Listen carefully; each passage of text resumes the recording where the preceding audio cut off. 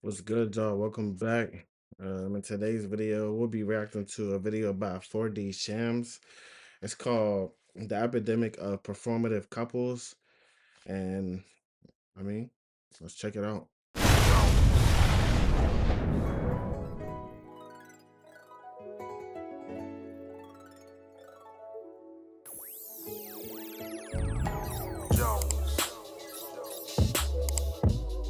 Kruger man. Want to see the cringiest, most cuddly thing ever? This is called a love surge. And we do this when one of us has like so much love in our limbs that we can't contain it and feel like we're gonna explode. So Sean is having a love surge right now, and he's gonna wrap around me and shake with the electricity of love until I catch it too and start shaking. And Ugh. Brother, ugh. Bruh, is this cringe talk? Is this what cringe talk is? Like instead of TikTok, it's just a bunch of cringe videos on TikTok. That's exactly what this looks like. Bro, what? Oh my gosh. explode with a love surge. One thing I can appreciate about that clip is the self-awareness, because I'm glad she acknowledged that that shit was corny as hell. But believe it or not, as corny as it may be, there's millions of people out there who are tuning in for this type of content. The most obviously staged, performative, corny content. I mean, some of this stuff will even give romantic novels a run for their money. And I think the most insane part about this whole thing is that people actually believe clips like this. And then we were in the car and he was like, okay, well, not this upcoming weekend, but next weekend. So we set a day for 2 weekends, 2 weeks in advance. What he did, right? Least obvious engagement farming, by the way. Like, let's be honest, bro knows that the women in the comments are gonna be like, oh my god, girl, he's so in love with you. If he doesn't look at me like that, I don't want it. And I'm not Yeah. even exaggerating either. That's literally how a lot of their comment sections look. Yo, bro, record me looking at her like I'm really in love and you know, I'm so infatuated with her. I low-key wouldn't be surprised if he literally gave the phone to the camera person and told him, yeah, get me looking at her while she's talking like I'm so in love with her, you know, she's got me in this trance. And just look at all the women in the comments falling for this hook, line, and sinker. Girl, whatever you said, he did not hear it. He got 20 birds flying around his head. So this is love. I need a man that looks at me like this. See? They actually genuinely believe this, bro. That's all I want. The love in his eyes for you. And you know, putting aside the fact that they obviously know that the camera's recording, I might actually believe this once or twice. But when your whole page is filled with content that looks like a scene that's straight out of a romantic novel, I'm sorry, I'm not falling for that. And you know, if this was one of those things like WWE where everybody knows it's fake, but it's entertaining and there's like unexpected outcomes sometimes, and you know, it's planned really well so it's enjoyable, I totally understand. But no, there's people who fall for this type of content hook, line, and sinker. That's part of the reason why these couple pages are so popular. When it comes to social media, there's obviously a plethora of different types of content. You got the gaming content, you got the gooner content, you got the family channels, you got the comedic content, and then of course you have the couples content. These couples who basically record their day-to-day lives and showcase how much they care about each other, all the things they do for one another, how deeply in love and infatuated they are with one another. Some popular white couples include Megan and Jack, Austin and Lexi, Sam and Monica, and then on the black side of couples content, we got De'Ara and Ken, Chris and Queen, Neek and King, Desmond and Christy. Mind you, none of them are still together. Yeah, I was about to say, none of them together no more. Let me go back real quick.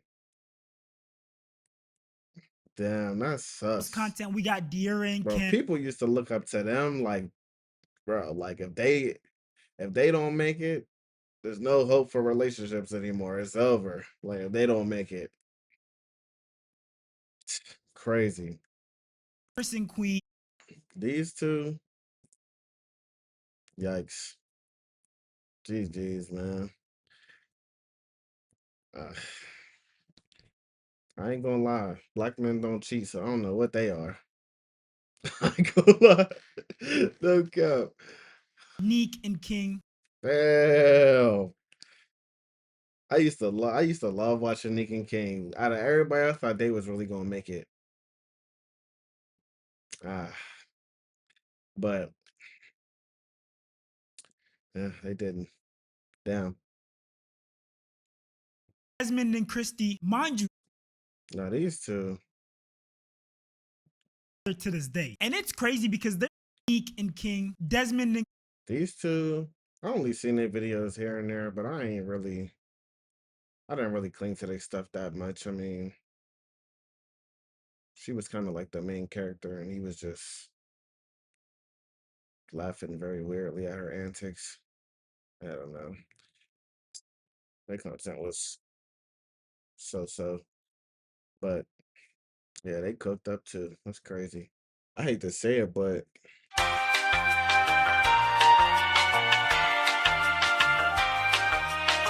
as I was saying, what was I saying?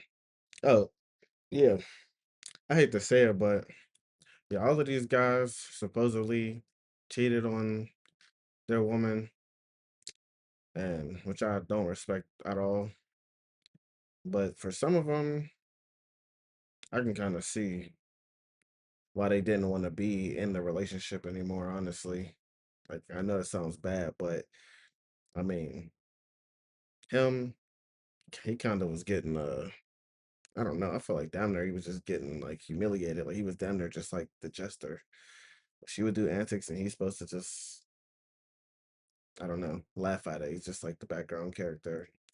And with Nick and King, where they at? Desmond and Ken, Chris and Queen, Neek and With these two, I ain't gonna lie, from what I remember, she used to hit him a lot and just be acting a damn fool. So again, it's wrong that he cheated, but I can see why he kind of wanted to get out of there. That was really crazy. mind you, none of them are still together to this day. And it's crazy because there's a huge portion of these people's fans who actually are surprised that they're no longer together. They're actually surprised that the fake perfect couple persona that they portray online isn't real. And I don't know if it's because their avid viewers live vicariously through them. Like, they genuinely delude themselves into believing that whatever they see on camera is truly how that relationship functions. But the thing is, I feel like you could say that about any of them except for Nick and King. I don't think they were performative, and they weren't even like one of the most like popular to even be keeping up some persona. I think that they were really how they are. I don't think theirs was an act, honestly. The other ones you could say so. one of these couples will break up and you'll have people in the comments talking about, oh, I don't believe in love anymore. I lost all hope in love. As if they think that real relationships are like this melodramatic act that they're seeing on their screens. Brief intermission, y'all. I'm here with an opportunity for y'all to make money doing something you probably already do. Play games on your phone. And All right, bro. today. And I think the most recent and most fitting example of what I'm talking about is Christy and Desmond, the huge internet couple who recently broke up. And honestly, after seeing clips like this, I don't even know why people are surprised that they broke up. I could have seen that shit coming from like 10 miles away.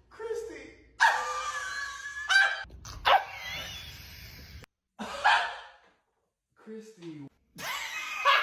Christy, are those tongs?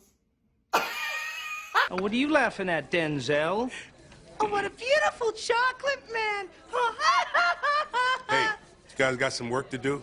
I'm sorry, but at some point that had to have gotten exhausting. Because imagine every single day for years on end, over and over again, you're getting hit with similar pranks and you gotta walk into a room or walk into your car and act like you don't see the camera that's low-key right in front of your face. You gotta pretend like you're not expecting the prank that your partner does about the same time every single week. And on top of that, you gotta act like the joke that was said or made or the prank that was done on you is still as entertaining or funny as the first time it was done. I'm sorry, but unless you're some sort of A-tier trained actor, I don't think a normal person can keep this act up indefinitely. But all that aside, I genuinely do feel like you have to have a certain level of delusion to actually be entertained and believe this level of acting. Hey babe, are you coming out here?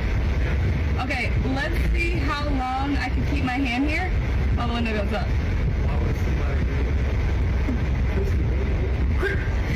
You can't do that, you're gonna hurt you, break your fingers.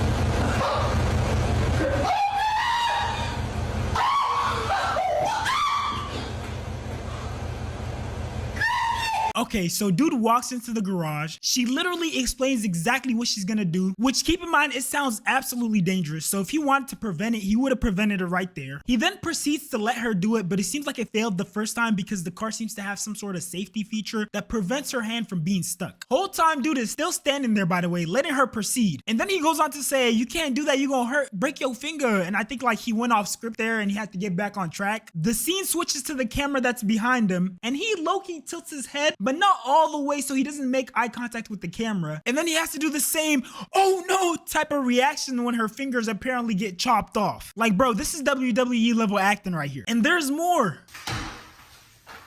What is wrong? You need to take off the scales!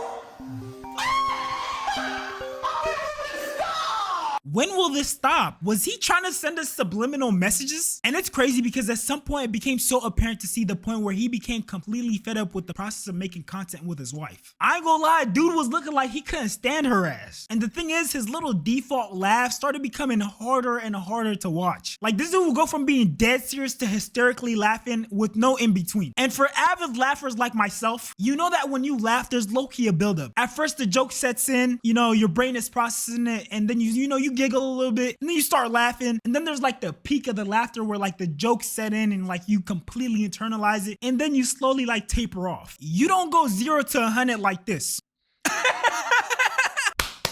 You see how that low-key looks crazy? And see, there's this thing that I think that people who are chronically online tend to suffer from, and it's something called object permanence. And just to explain object permanence a little bit, it's something that babies have where if they don't see an object or a person, they think it doesn't exist. That's why babies find things like peekaboo so entertaining or sometimes shocking, because you're literally disappearing and then reappearing. But the point I'm trying to make here is that these adults suffer from the same thing. They think because they don't see these couples arguing that their arguments don't exist. They think that since every time they see them, they're portraying this perfect relationship, that's how their whole relationship is. But in all honesty, if more of these internet couples were transparent, this is some of the things you would see.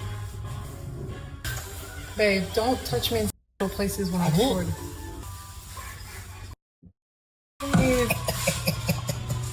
Can't even use it because that's weird, babe. We cater to families. And I think another thing that people need to acknowledge is that at some point these couple pages don't.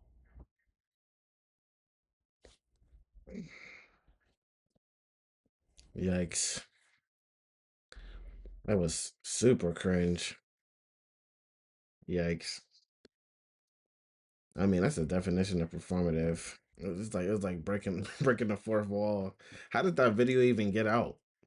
Become about the relationship. Sure, they might start that way, but at some point it becomes a business. Because when you include the views, the sponsorships, and all the above, these couple pages can easily be bringing in millions. So I definitely feel like there gets to a point in the relationship where there's a crossroad. Do we record every second of our day and make content out of it so we can make this money? Or do we try to preserve our relationship and keep it authentic? And of course, there's probably a balance between the two, but I can only imagine it being very difficult to try to maintain that balance, especially as they gain popularity and more opportunities start to present themselves. Like, I can't imagine trying to have an intimate moment with my girl and then like there's a camera right there and maybe we didn't do something right or it didn't turn out as well as it could have, so we gotta rerun it. Or maybe there wasn't even a camera involved to begin with, but we reenact it so we can get it on camera. And then imagine having to do multiple takes. Those relationships are probably extremely stressful. And I think the archetype of internet relationship that I hate the most is the interracial couple. Whether it's a black man with a non-black woman, where you have a bunch of weird black men in the comments talking about, yeah, if it's not snowing, I'm not going, or go where you're loved. Or the other side where it's a black woman and then a non-black man, and then you have black women in the comments who are congratulating her, praising her for not being with a black man. I think that's very weird behavior. We've already had a content creator get exposed for playing into this harmful narrative. This content creator's whole spiel was that she was a single mother of 2, and then this white man came and married her and basically acted like her savior. And then she would later on expose that she was basically funding the whole relationship, paying for everything.